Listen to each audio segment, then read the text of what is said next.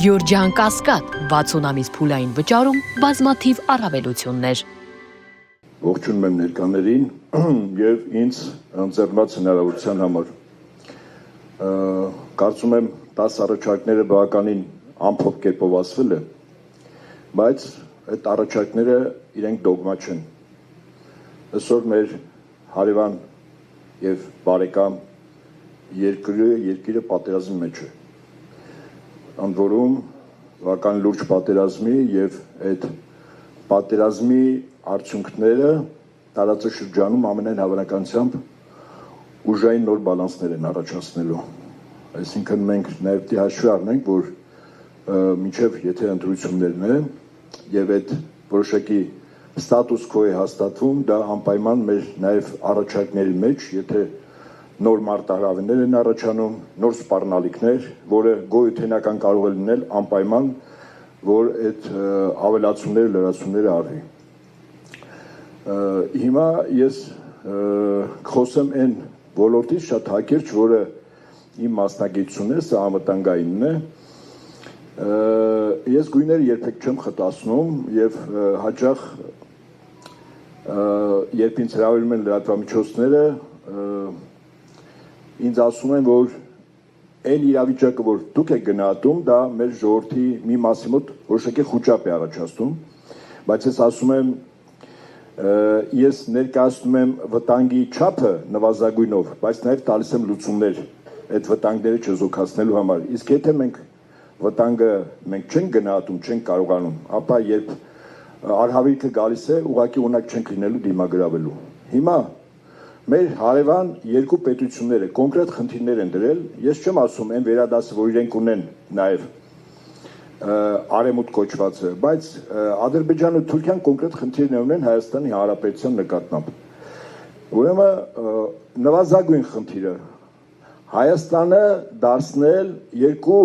ժողովուրդների միացյալ պետություն, Հայաստանի եւ Ադրբեջանի հետ 300,000-ը դա քարոզչական թեժ չի, դա լրջագույն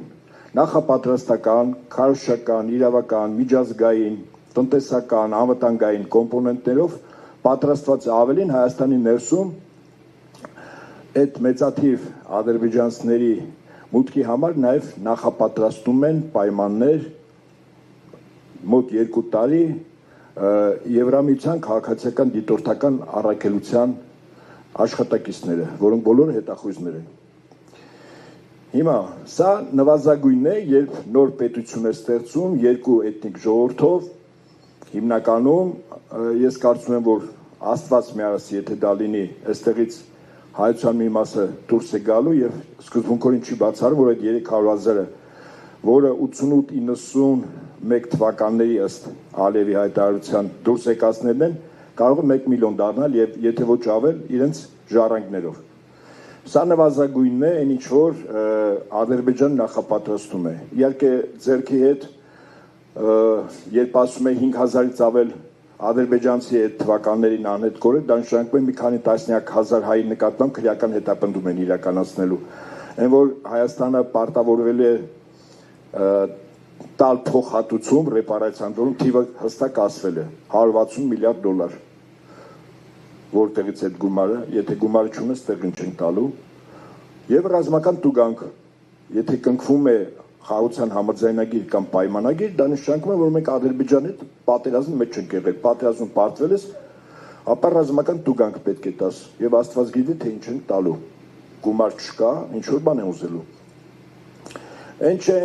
ես չեմ ուզում կանգնել անկախության հռչակագրի հանելու եւ այլն մյուս էլեմենտների վրա, ես ինձ համար խիստ առարկական եմ, հա նայեմ։ Հիմա սա պլան մինիմումն է իրենց։ Պլան մաքսիմում ունեն։ Այս տարածքում ընդհանրապես հայտնի չապրի։ Եվ սա ես գույները չեմ խտացնում։ Հիմա ընդհանրապես մեկ փաստ բերեմ։ 2011 թվականից Ադրբեջանի ռազմաքաղաքական ղեկավարությանը հնարավորություն է ընձեռնվել ունենալ փաստաթղթեր, որով իբր հիմնավորելու է, որ Ադրբեջանը իրավաքաղաքական ժառանգորդն է մի ամբողջ կայսրության։ Մեծ Ադրբեջան անունով երբեք պետություն չի եղել, կայսրություն չի եղել։ Ոչ արևմտյան Ադրբեջանով, ոչ արևելյան Ադրբեջանով, բայց եղել է մի կայսրություն։ 1500-2736 թիվ Սեֆյանների ժառանգության իրավակ քաղաքական հիմքերն են պատրաստել արդեն 14 տարի եւ այդ գործին լցել է ոչ ավել ոչ պակաս Վատիկանը, որ իր արխիվներից գաղտնի փաստաթղթեր է տվել Ադրբեջանին, որով հիմնավորվում է, որ այդ կայսրության ժառանգորդները այսօր բնակվում են Բաքվում։ Այդ կայսրության սահմանները իր մեջ ներառում են նաև Ռուսաստանի մի մասը։ Երբ Ալիևը ասում էր Դերբենտը իրենց պատմական հայրենիքն է, շատերը ծաղրում էին։ Սեֆյանների ժամանակ այո Դերբենտը եղել է Սեֆյանների ժառանգության տարածք։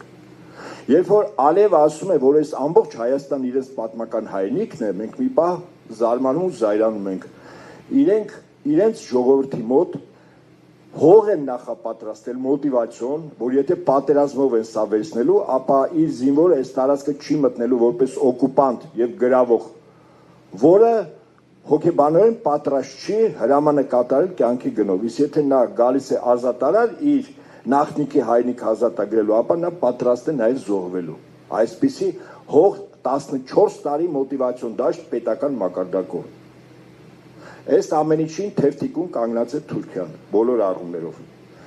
Հիմա այսպես կոչված խաղաղության երաշխավորը իրականում ոչ մի խաղաղություն չկա, այդ բոլորը բլեֆ է, Ալիևն ու Էրդողանն են։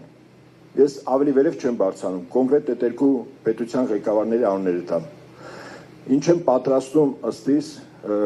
հունիսի 7-ի ընտրություններից վերարտադրվելուց հետո։ Ես կարծում եմ երկու սցենարներից, որը աշխատեց տարածաշրջանում նոր իրավիճակ, նոր ուժերի հարաբերակցություն, երկուսից մեկն է աշխատելու։ Կամ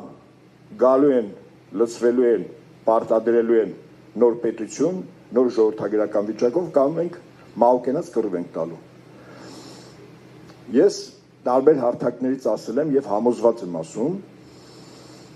ներսում Հայաստանի ցավոք մեր դեմ պայքարում է մի ուժ, որը փորձում է մեր ինքնությունը ոչնչացնել։ Մեզանից ուզում է խլել մեր հիշողությունը։ Մենք կենթանուց տարբերվում ենք առաջնահերթին եւ հիմնականում հիշողությամբ։ Մեր ցեղասպանությունը, մեր խորհրդանիշները,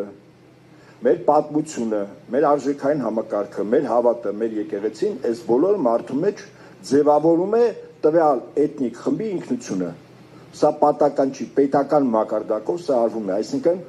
փորձում են այս տարածքում ստեղծել կառավարելի ամբողջ առանց հիշողությամբ։ Հնում ասեմ ձեզ, մարդկանց երբ գերեվարում էին, անապատի ժողովուրդները ձև էին գտել, այդ մարդկանց չէին սպանում, որտեղ արժեք էին, բայց նրանց մեջից պիտի հիշողությունը հանել։ Այդպես մի հրաշալի ստեղծագործումի Չինգիզ Այթմատովը եւ դարից երկար ձգվում է օրը, որտեղ ինչպես գերեվարված մարդուն գլխի վրա կապում էին կենթանու կաշի եւ անապատում թողում էին անապատում արևի տակ, այդ կաշին սեղմում էր գլուխը որոշակի ժամանակ եւ ֆիզիկապես մարդը կորցնում էր, ով է ինքը։ Հիմա այդ կաշի տեղը դա զանգվածային լրատվամիջոցներն են եւ քարոզությունը, բայց խնդիրը նույնն են դրել։ Մեզանից փորձում են դա ստեղծել։ Համոզված ասեմ չի լինի, որովհետեւ մեր նախնիկ 1918-ին մահու կենաց կռիվ տվեցին, հրաշալի իմանալով, որ թուրքական բանակի էլիտար ստորաբաժանումներն են մեր դեմ եւ այն ժամանակ մեր հոգեվոր առաջնորդներ, կաթողիկոսներ, որը չգնաց Սևան, մնաց այդտեղ, համոզեց քաղաքական ղեկավարությանը, կռվեցինք, հաղթեցինք։ Ես նույնականացնում եմ հունիսի 7-ը այս տարվա եւ 1918 թվականի մայիսի 28-ը։ Նույն խորհուրդն է, նույն մեր ճշնամին խնդիր է դրել մեզ այստեղից դուրս մղելու եւ Թուրանի համար հայկական սեպը խրել եւ վերջնական հայկական հարցը լուծելու։ Մեր կռիվը հոգեբանորեն պետք է լինի այնպես ինչպես մեր նախնիկ Սարդարաբադում կռվեցին, իրենցից առավել ուժեղ, բայց մեր հայ մարդը, հայ զինվորը, հայ հոգեվորականը մեր այդ ուսուսի տվեցին եւ կռվեցին հրետանու հիմնական սպաները, կառավարիչները, հրամանատարները դրանք ռուսներ էին, դրոն բաշաբարանում ջախջախեց թուրքական էլիտար ստորաբաժանումներին, որտեղ Փայլուն օպերացիայի հիմնական հարվածային ուժը ազգությամբ եզդիներ Ջահանգիր աղա Յուսուֆբեի հետյալ ջոկատներն էին, այսինքն հավաքական առումով մենք հաղթեցինք մեր արտաքին թշնամուն։ Ուղղակի այն ժամանակ մեր նախնիկ ունեն մի առավելություն, որը այս պայն մենք չունենք, կարծում եմ հունիսի 7-ին մենք ուղղելու ենք։ Այն ժամանակ իշխանություններն էին կազմակերպում դիմադրությունն ու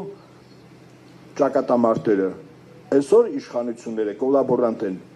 օժանդակում են դրսի ուժերին։ Ես կարծում եմ հունիսի 7-ին, եթե մենք հոգեբանորեն պատրաստ լինենք, որ դա մեր Սարդարաբադն է, վստահաբար Տերը ողորմած կլինի եւ հաղթանակը մեր հետ կլինի։ Շնորհակալ եմ։